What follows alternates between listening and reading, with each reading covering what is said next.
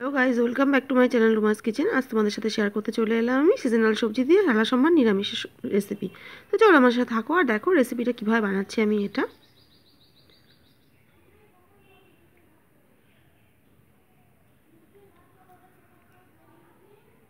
তো দেখো সিজনাল সবজির মধ্যে রয়েছে লাউ, মূলো, আলু আর দিয়েছি শিম দিয়ে মোটামুটি এটাকে 2 মিনিটস আমি গরম জলে একবারে নুন লঙ্কা দিয়ে সেদ্ধর জন্য বসিয়ে দিয়েছিলাম।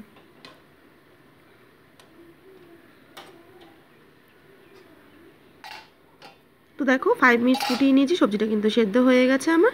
তাই এবার পরিমাণ মতো নুন হলুদ দিয়ে দিচ্ছি। নুন তো আমি আগেই দিয়ে দিয়েছিলাম, তো হলুদ দিয়ে দিলাম পরিমাণ মতো, দিয়ে মোটামুটি আরও 2 মিনিটস লিড চাপা দিয়ে এটাকে ফুটিয়ে নিচ্ছি।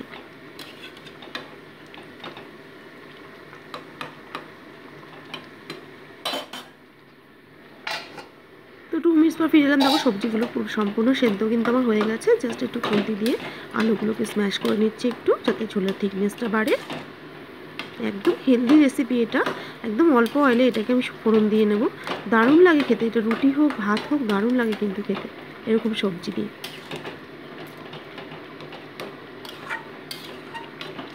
তো এবার সবজিটাকে আমি ফোড়ন দিয়ে নিচ্ছি। তো ফোড়নের জন্য প্রথমে কড়াইতে সর্ষের তেল গরম বসিয়ে দিয়ে দিয়েছি আমি শুকনো লঙ্কা।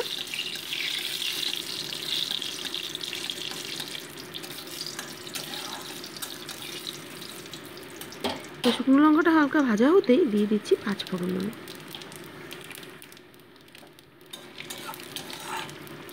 এবার সবজিটাকে আমি ফোড়ন দিয়ে নিচ্ছি। দেখো সবজিটা ফোড়ন দেওয়া কিন্তু আমার হয়ে গেল।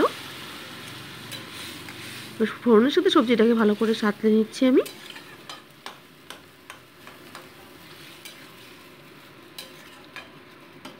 দিয়ে একটা লিড চাপা দিয়ে মোটামুটি 2 মিনিটস ফুটিয়ে নিচ্ছি। তো দেখো 2 মিনিটস পর ফিরে এলাম। এবার আমি অ্যাড করে দেবো সামান্য চিনি। তোমরা জানো সবজি তরকারিতে একটু চিনি দিলে কিন্তু খুবই ভালো লাগে খেতে। যারা চিনি খাও না তারা এটা স্কিপ করতে পারো। এবার অ্যাড করে দিচ্ছি আমি ভেজে রাখা কলাই ডালের বড়ি, আর অ্যাড করে দিচ্ছি আমি ধনেপাতা। উইন্টার সিজনে এরকম সবজি কিন্তু খুব ভালো লাগে খেতে।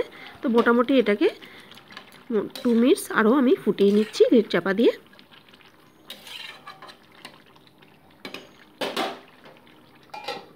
তো দেখো রান্নাটা কিন্তু আমার হয়ে গেছে, আমি গ্যাসটা অফ করে দেবো।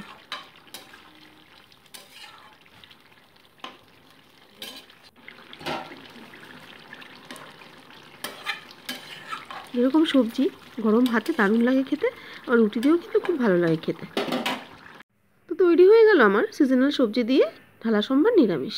সম্পূর্ণ রেসিপিটা তোমাদের কেমন লাগলো আমাকে কিন্তু অবশ্যই কমেন্ট বক্সে জানিও, আর অবশ্যই তোমরা এভাবে ট্রাই করো। আশা করছি তোমাদের কিন্তু ভালোই লাগবে।